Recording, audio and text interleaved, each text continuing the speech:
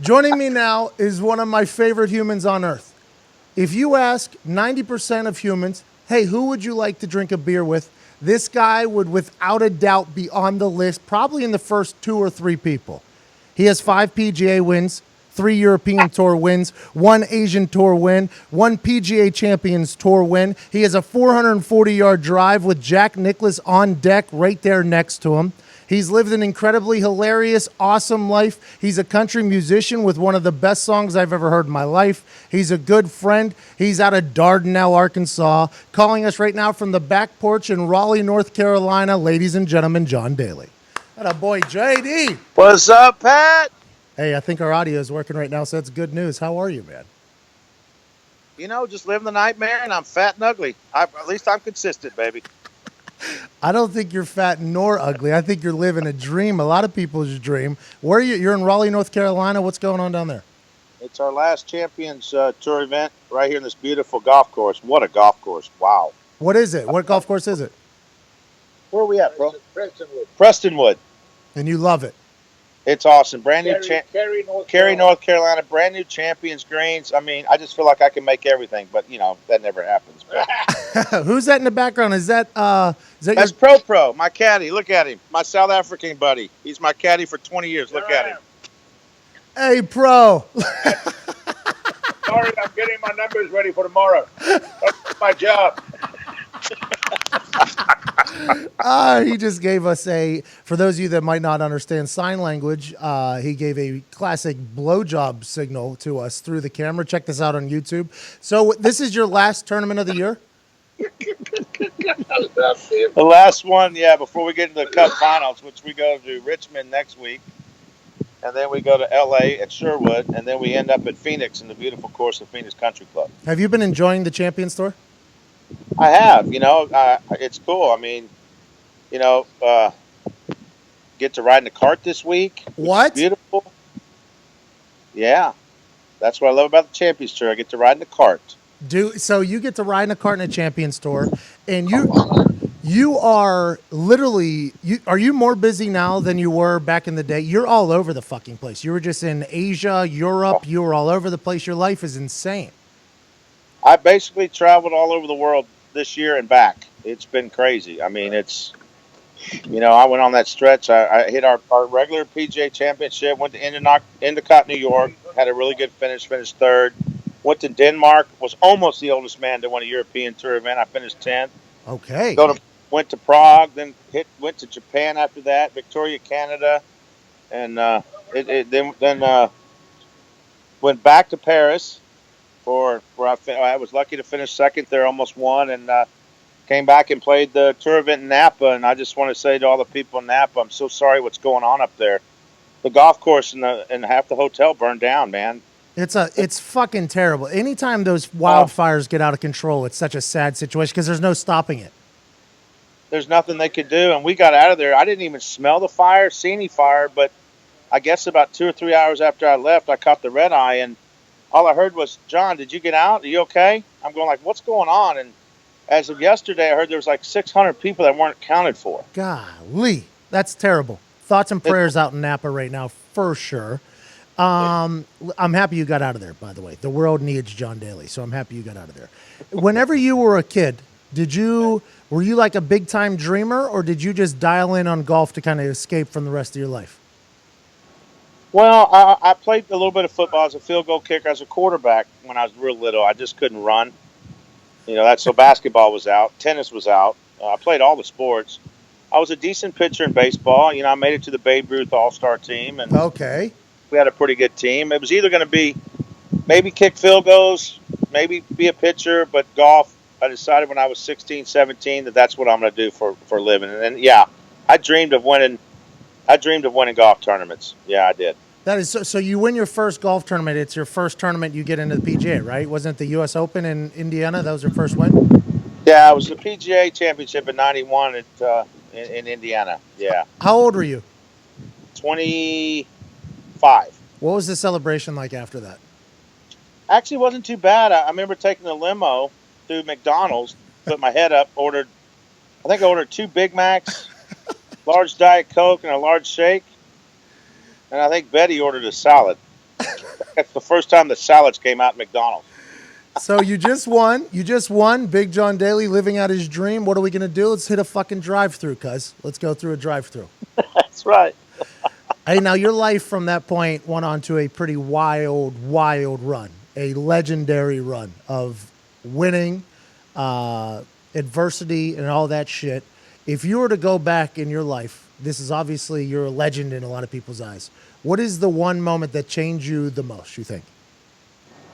Well, I think, I hate to bring it up, but the divorces really hurt. I mean, but I think the greatest three things in my life, I've seen all three of my babies being born. And to see life come into life is just, it's the most ultimate thing I've ever seen in my life. To see, Shauna being born, Sierra being born, Little John being born, three different mothers, but you know what? I don't care. It's still, they're my babies, and thank God, knock on wood, they're healthy, and that's to me the greatest thing I've ever seen in my life. Is you have incredible kids, by the way. I've got a chance to meet them. They're incredible people. Little John might be one of my favorite humans to ever walk this earth.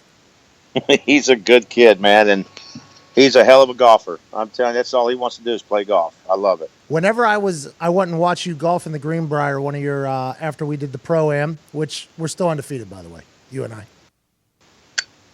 Me and you are undefeated. Just Yeah, for you can say that in golf.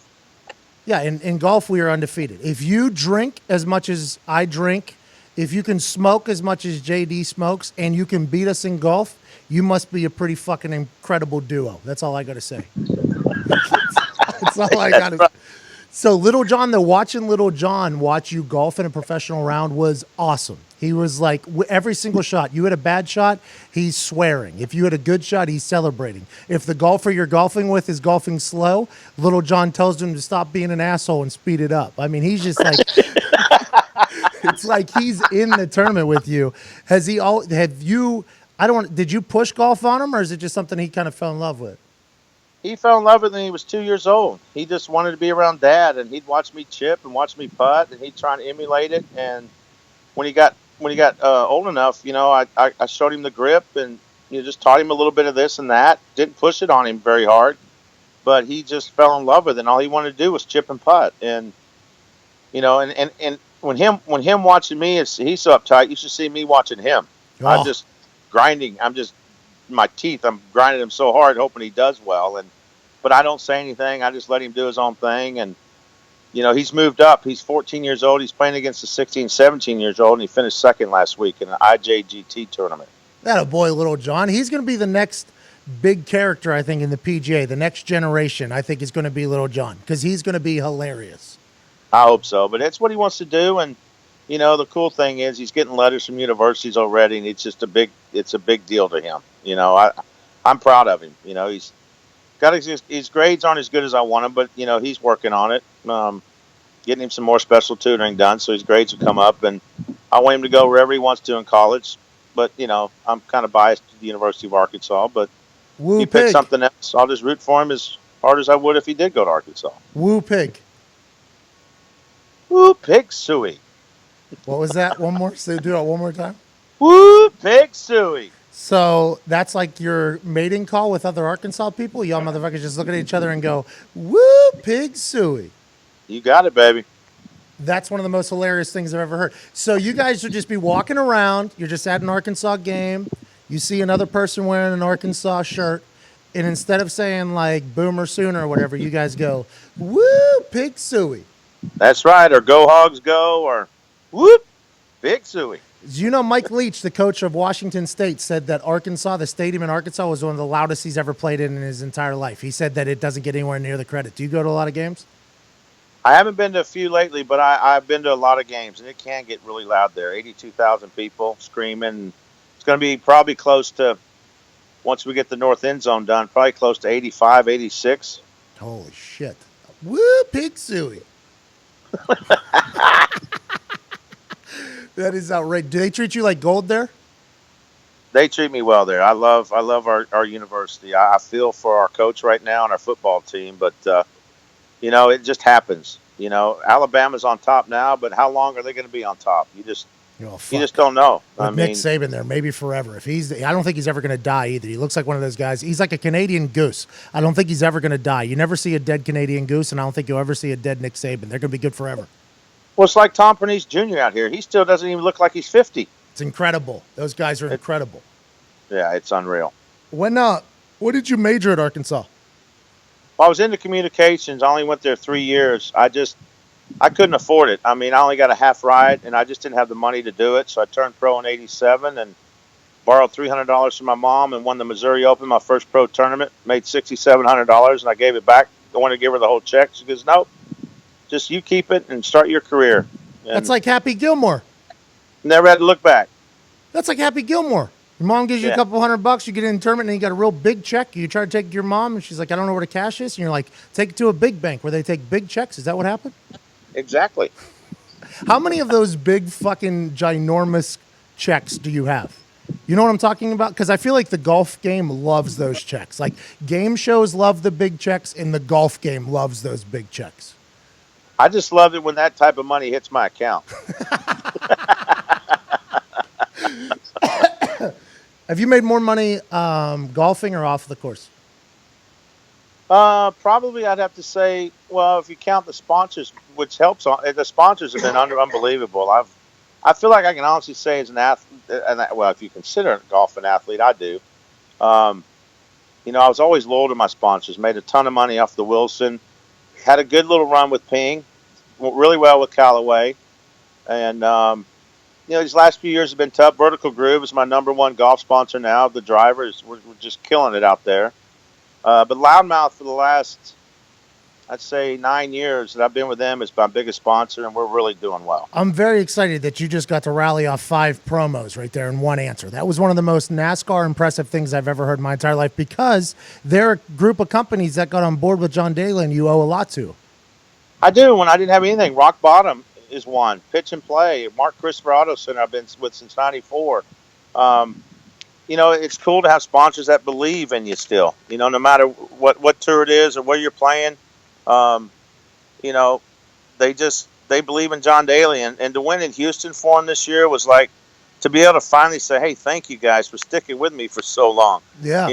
It means a lot to me, and I know they know it means a lot to me. And I think that's why I've had some sponsors with a lot of longevity. I take care of their customers, and they take care of me, and that's what it's supposed to be. Yeah, hell yeah. Like, I think a lot of people associate Hooters with John Daly. I mean, John Gruden's trying to sneak in there right now with his little perks here and go. But I think John Daly, like, you're really Loudmouth Golf, same thing. I wear a Loudmouth Golf belt every day right here. Loudmouth Golf belt right here that you sent me. Thank you very much. I really appreciate that.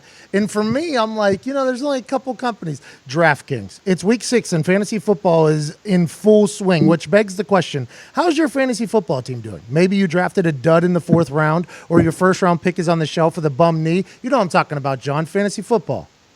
Oh yeah, I don't do it. I think I'd get addicted to it, and I wouldn't be able to play golf anymore. Well, I know those people in fantasy football, they are fanatics. I love it, but I don't have time to do it. Well, whenever you get time, whenever you're retired, like me, you're going to find out that there's only one option.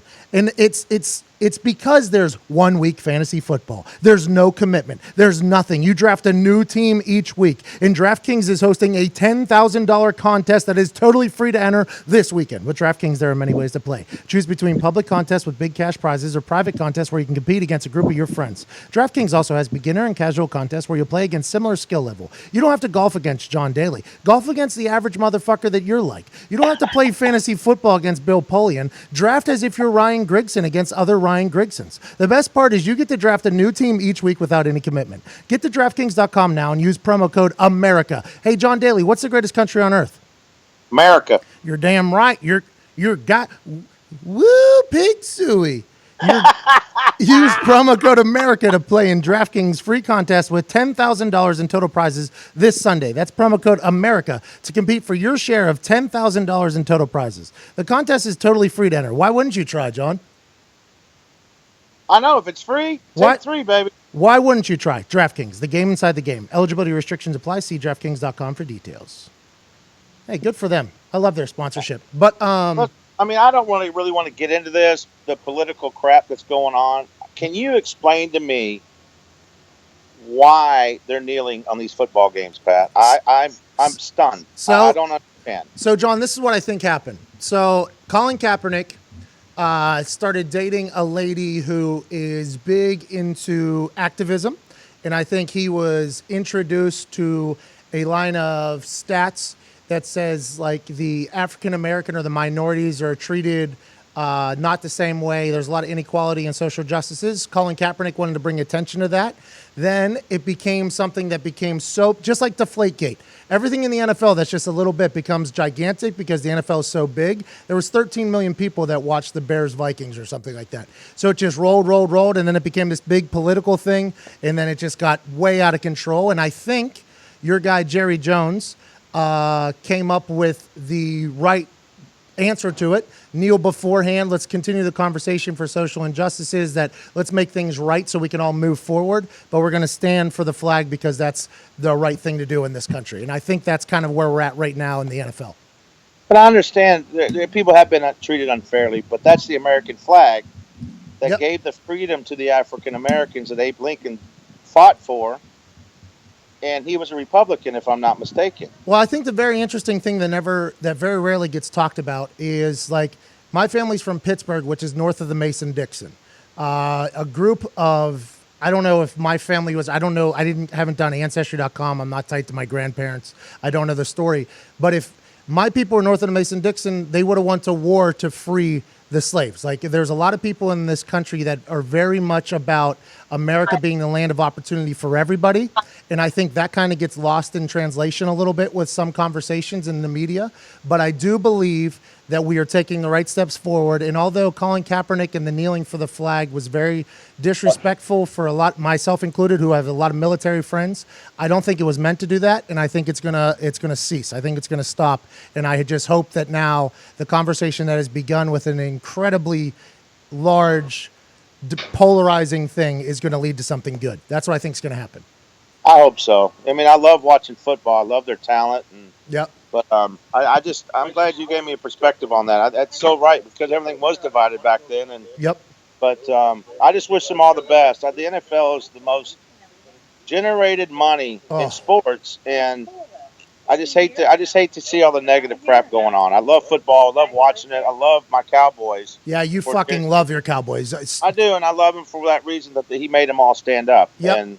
And I just wish there was something else they could do that the world can help them, because I do believe I do believe they've been treated unfairly. There's no doubt. Yep. But that's just the flag's the wrong thing to go at. I just tried to say it. I know people are going to be mad at me, but I don't think people are going to be mad at you. I think a lot of people now, at the beginning, nobody in the world we live, nobody looks at the other side of things, right? And everything is so polarizing. It's either black or white. You either watch MSNBC or you watch Fox, or you watch CNN or you watch Fox. It's one or the other. You only follow the people you believe with, the same-minded people. You only follow them. Your whole world is one way, so you don't see the other side. But now that it has been brought to light so much, and now you got players talking to owners. I know it's happening in the Colts locker room. I know it's happening in the Cowboys locker room. Now this is two different sides coming together, and it might be a really beautiful thing.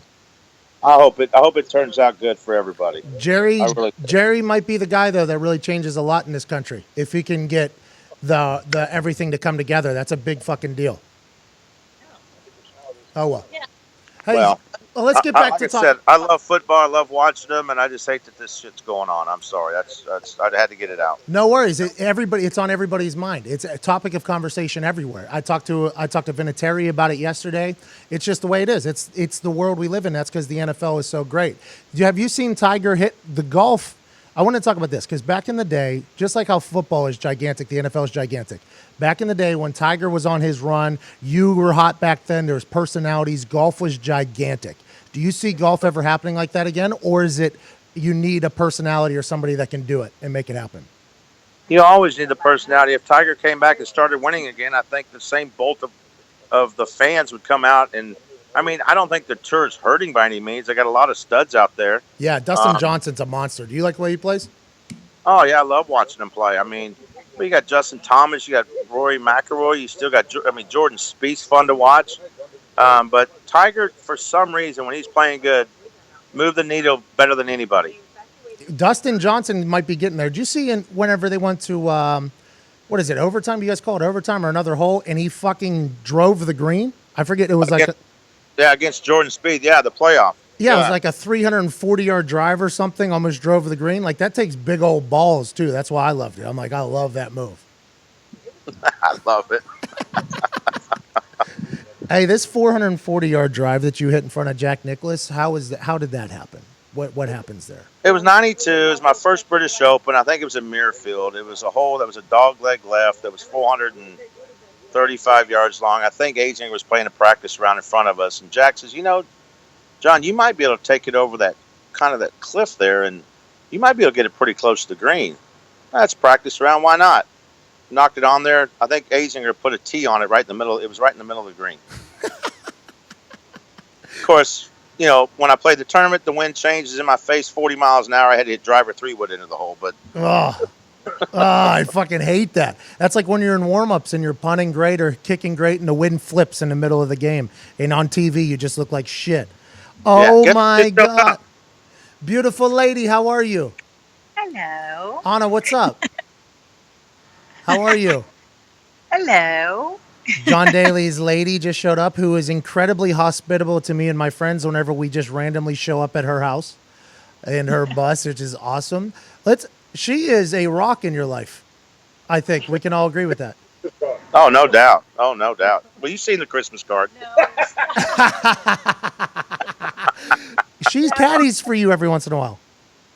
Huh? Does she caddy for you every once in a while? She does. She caddies overseas for me. And how's that go? So your lady's caddying for you. Let's say, is there any disagreements on the course about what club? How does that go? Like happy wife, happy life here? And if it's a senior event overseas, it's great because she can be on her phone. But if it's a regular European Tour event, she can't be on her phone, so she gets upset about that. So you two have to talk during the round, and she does not enjoy that. Well, exactly. She can't talk. She loves raking bunkers, though. I don't know why she loves to rake bunkers for everybody. Oh, you got to respect that, though. I mean, I do. I respect it. She cleans my ball so good. What's that? What you just? She cleans my ball. I mean, my golf ball so good. Man, she strokes my shafts. I mean, of my golf clubs. yeah, I got you. How long have you two been together? 10 years? We're going on 10 years. It'll be 10 years in March. That's fucking awesome. Good for you. And every time I'm around you two, it seems like literal happiness. And I'm being serious when I say that. So it's awesome that happens. You're not around us 100%, though. You're right. You're 100% right. So I'm just going to not talk about that. All right. So this is a good lead-in, actually. So you released an album, 2 albums. I didn't know this. I was doing some research. You've released 2 albums, right? Music? Yeah, I did the one, My Life, strictly for Make-A-Wish. We generated, I think, roughly around $500,000 for Make-A-Wish. And the last album I did, I Only Know One Way, the title song was with Darius Rucker. And the song that we finished last on that album, it was just a lick that Matt Nolan hit, John Fogerty's guitar player back then. He hit this, I said, that's a song. We got to do Hit It Hard. They go, what? Yeah, let's add it. Yeah, and this is it right here.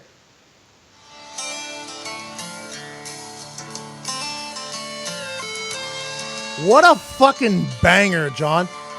That's awesome. Well, I won and lost against the best. This old road's been a hell of a test. I'm still driving. I ain't slowing down.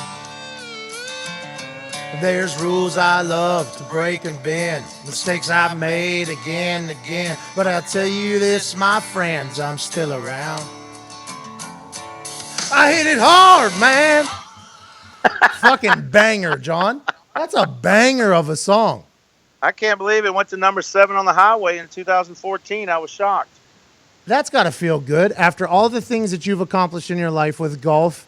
To get out of your safety net of golf and to succeed doing something else, that has to feel good. It was incredible.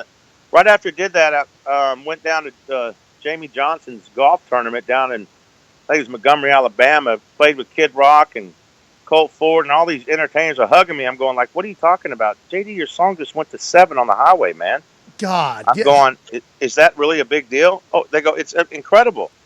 then I saw a couple checks come in. I go, wow, these guys do make some money, except for iTunes, man. I haven't got my iTunes money from 30 for 30 yet. I don't know what's going on. Oh, I'll tell you what. We'll tell Tim Cook to get his fucking shit together. I don't like Tim Cook a lot, the new guy at Apple, and I think he's holding your money hostage. We'll get that out after this for sure.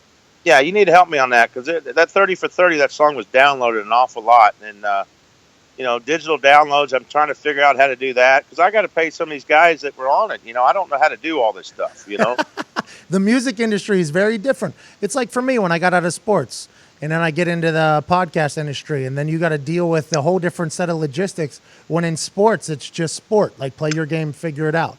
Now it's like you got to figure it out. Yeah, music. I hate what these guys go through, man. I'm serious. People stealing their stuff and downloading their songs for free and stuff. I didn't realize how tough it was until I got into it. Now I have a question for you. Do you write all your own songs? A lot of those songs I co-wrote with Brian Beatty, who works with Gialsi Beverage, and maybe wrote Wrong Directions. And what was the other one? There's another one. I wrote Lost Soul. Me and Darius Rucker wrote I Only Know One Way. Me and Matt. Hootie? And David Malloy wrote Hit It Hard. You've said Hootie a couple times now. Hootie? You're friends with Hootie? Yeah, so I Only Know One Way. I thought it was going to do really well on the album, which it has. But I didn't think it would. I thought Hit It Hard would be the second best. But I thought me and Darius' song would have been done a little better. He just dropped the Blowfish, by the way. See you later, Blowfish. See you later, Nah, cuz. they're gonna come back one day. I got a feeling. I only want to be with you. Hey, now I'm gonna make you tear up a little quick. I'm gonna make you tear up real quick. You wrote this song too, and it's fucking beautiful. Oh yeah, God Sent a Woman. Yeah, I wrote this for Anna. What? That's like the most romantic thing in history. Who would have thought John Daly would be like? That's like who's that dude that's married to that girl? John Legend. He wrote that song like all of me loves, and they're like John Legend's the most romantic person ever. You wrote an entire song on your first ever real album to the lady of your life. That's so romantic. Yeah, I mean, we don't have a lot of candlelight dinners together, but that I felt like I did something good there. You definitely had sex that night for sure. Let me think. Yeah, probably. Proud of you, man. Proud of you for that. Hey, were you a big Tom Petty fan? I love Tom Petty. Yeah. What a fucking bummer, man. The world lost a good one. Oh, we've lost a lot of good ones the last couple of years. Prince, Glenn Frey, Tom Petty. I mean, it's just so many of them are leaving us. I mean, I was even a Michael Jackson fan. I loved his music. I mean, we've lost a lot of great entertainers the last 2 or 3 years. What's the future for John Daly? Whatever it wants to be. I've come play this Champions Tour. I do it for fun now because, it's like Fuzzy told me, if you got a chance to ride in the cart, do it. One, you've earned it, and you've earned the right to have some fun. It's still competitive as hell out here. We want to win, but, the pressure of it all is not near as bad and tough as it is on the PGA Tour. You have any regrets in your life? If I lived with regrets, Pat, I'd be dead. Wow. That's a deep-ass quote all of a sudden out of the most romantic guy in Arkansas. It's true, though.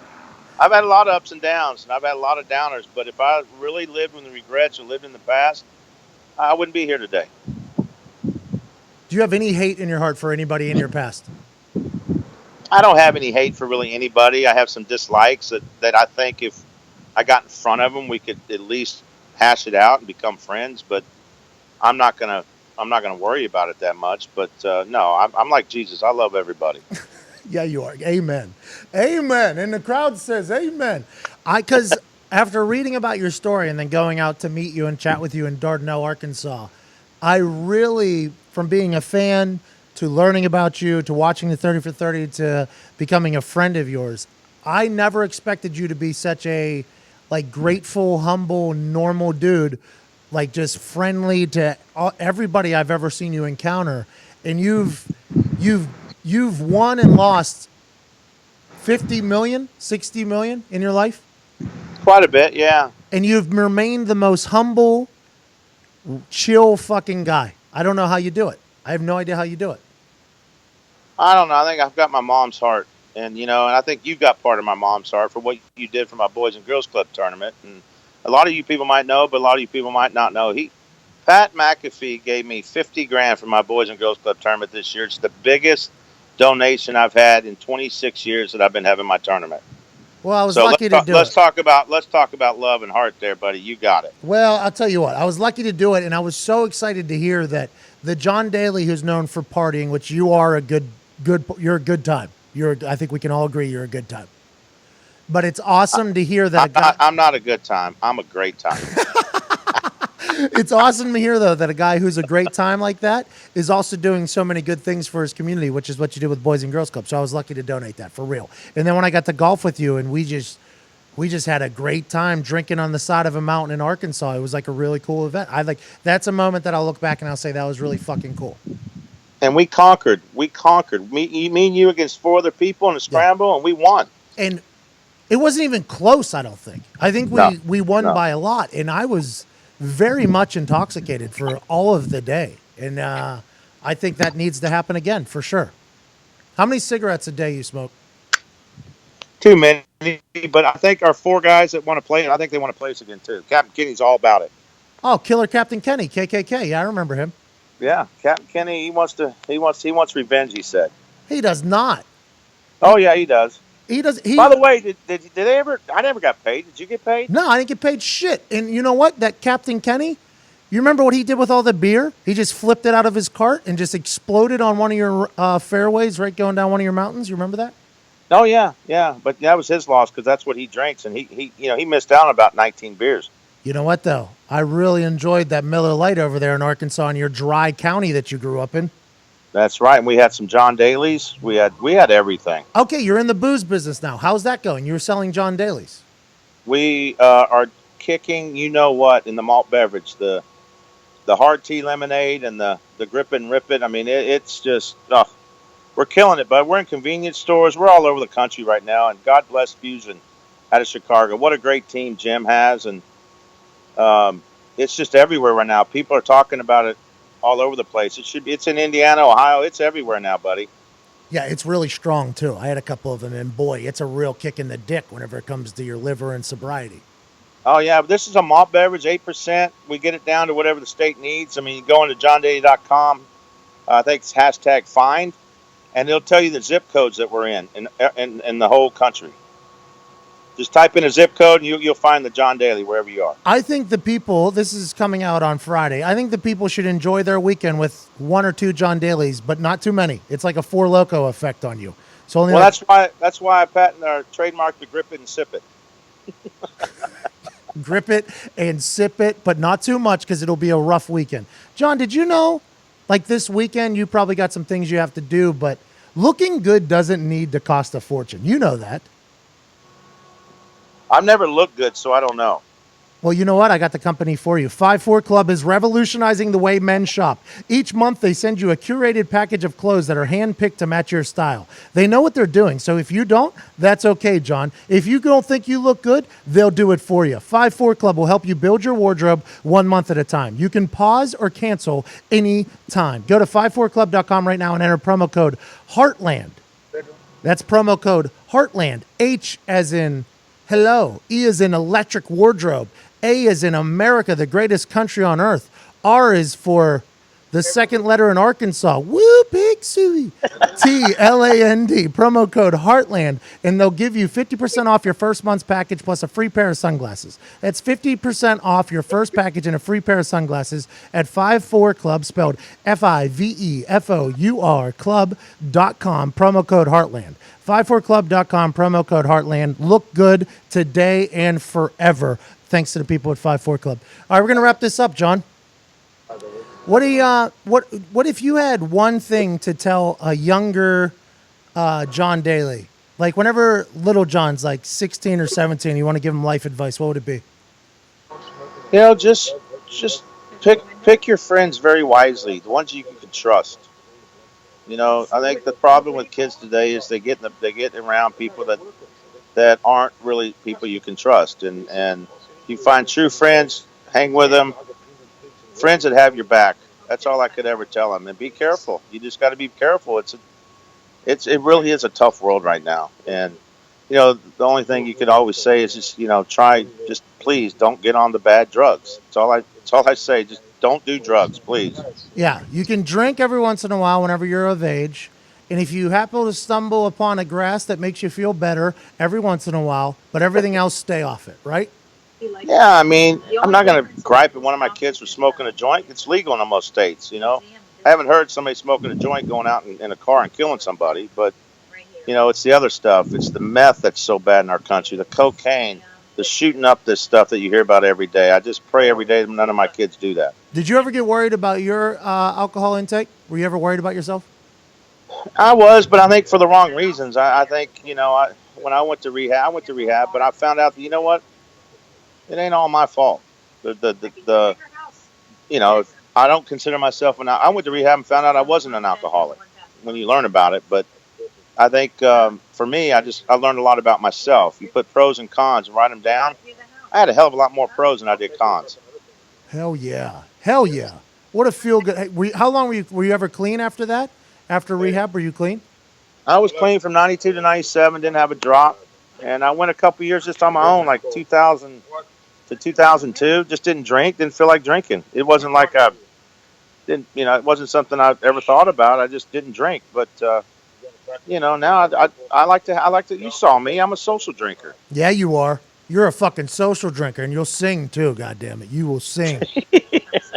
Now, my social drinking may be 4 or 5 nights drinking, this and that, quite a bit of stuff, but I don't lose my mind. Like, once you start losing your mind, that's when it becomes a problem. See, I think that was the big thing I learned from my issue. I was clean for 27 months because the NFL forced me to be. And when you're clean, there's a lot of thinking, right? There's a lot of thinking about everything you've done in the past. You feel bad for everything, right? That's kind of like substance abuse counselors make you feel bad and shit. And my first thing I remembered thinking was like, hey, man, you don't need alcohol to survive, but you can definitely get too drunk and act like an idiot, so stop it. And that's kind of how I did it. And I think it's an incredible message. Is like, you got to be smart with everything. Yeah. I mean, got to be responsible. And, anytime I've ever screwed up, I was responsible and said I screwed up. But, it's those times that you don't want in life. It's embarrassing and it's no fun. So, but I think that goes back to the people that are around you, man. I learned, I've never had a DWI, knock on wood, but I don't drive when I drink. I just don't do it. And thank God for that. Listen, you can't do A+ stuff with D+ people. I think that's a quote that'll resonate forever. And I thank you so much for joining me, John. I hope that people have an incredible weekend. What's your first song on your playlist to set off your off season? Like when you're done with all your tournaments, what is going to lead you into your off season? I had such a good time singing "Won't Back Down" by Tom Petty, with Gavin DeGraw the other night. I think that's going to be the one. Oh, Jesus, you just sang with Gavin DeGraw the other night. Kid Rock shook your hand when you went to number 7. Darius Rucker and you wrote a song. Jack Nicklaus told you to hit the green. You've lived quite a fucking great life, Mr. JD. I appreciate you, brother. I love you, brother. Thanks for having me on. Thank you. Good luck this weekend. You're the man, JD. You're the absolute man. Thanks, brother.